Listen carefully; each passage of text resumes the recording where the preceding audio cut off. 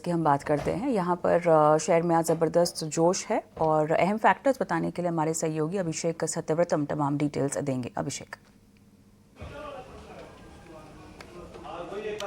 कविता, देखिए, जोश आज शेयर में आया उसके पीछे दो वजह। एक तो है कंपनी के नतीजे और दूसरा है कंपनी की डिमांड मार्केट रेगुलेटर सेबी।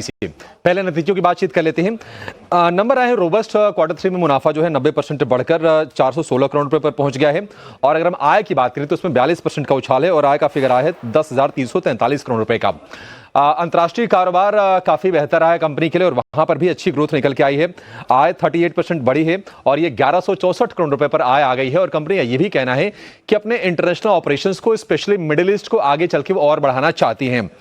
अगर हम शोरूम्स की बात करें तो सभी ब्रांड्स को मिला के 469 शोरूम कंपनी के पास है। और इस नंबर के बाद हम देख रहे हैं कि जो ब्रोकरेज हाउसेस हैं काफी ज्यादा अपबीट नजर आ रहे हैं शेयर को लेकर। मोतीलाल ओसवाल ने बाय रेटिंग के साथ 600 रुपए का टारगेट दिया है। आप याद रखिए कि इसी के आसपास कंपनी का 52 वीक हाई भी है। तो मोतीलाल ओसवाल को भरोसा है कि शेयर कम से कम वहां तक फिर से चला जाएगा। अब आते हैं दूसरे रीजन पर। दूसरा रीजन ये है कि कंपनी ने मार्केट रेगुलेटर सेबी से ये गुजारिश की है, ये रिक्वेस्ट की है कि उनको एफएनओ कैटेगरी से, यानी कि फ्यूचर्स एंड ऑप्शन से, वहां से हटा दिया जाए अस्थायी तौर पर। पहले जांच की जाए और बाद में फिर से इंक्लूड किया जाए। दरअसल कंपनी का ये आरोप है कि प्राइस मैनिपुलेशन करके शेयर को लगातार गिराया गया है।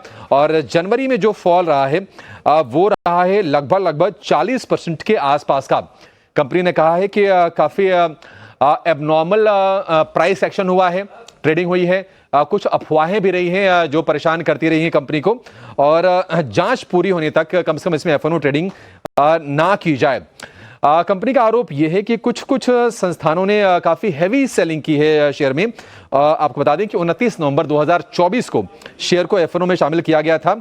और कंपनी के मुताबिक दिसंबर 2024 में स्पॉट्स के मुकाबले जो फ्यूचर्स हैं वो डिस्काउंट पर ट्रेड होने लगे। कंपनी ने कहा कि ये जो पैटर्न है काफी ज्यादा ये एबनॉर्मल है और ये काफी ज्यादा एग्रेसिव शॉर्ट पोजिशनिंग शेयर में बनती हुई दिखाई दी।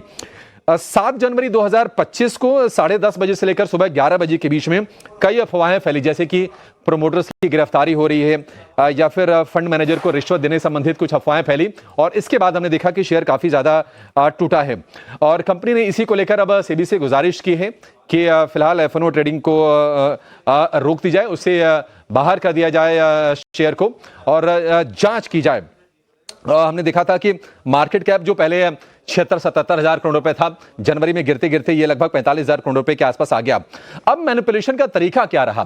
मैनिपुलेशन का तरीका यह रहा कि एफएनओ के जरिए शॉर्ट की पोजीशन ली गई, सोशल मीडिया पर कंपनी के बारे में भ्रामक जानकारी फैलाई गई और साठ गांठ करके बिकवाली की गई और उसकी जल्दी शेयर को गिराया गया। हालांकि अब नंबर दमदार आए हैं कंपनी की रिक्वेस्ट सेबी से, तो हम शेयर में देख रहे हैं कि आज जबरदस्त तेजी का मोमेंटम है। यह वायदा का सबसे ज्यादा चढ़ने वाला शेयर है। लगभग 12% के आसपास के गेंस आपको शेयर में दिखाई देंगे। महीने भर में 15% नीचे, इस साल की बात करें अब तक करीब 11% नीचे और एक साल में शेयर ये चूंकि जनवरी में जो सीवियर फॉल आया था शेयर में, उसके चलते आपको एक साल में 20% नीचे ये शेयर दिखाई देगा। शुक्रिया अभिषेक तमाम अपडेट्स यहाँ पर देने के लिए।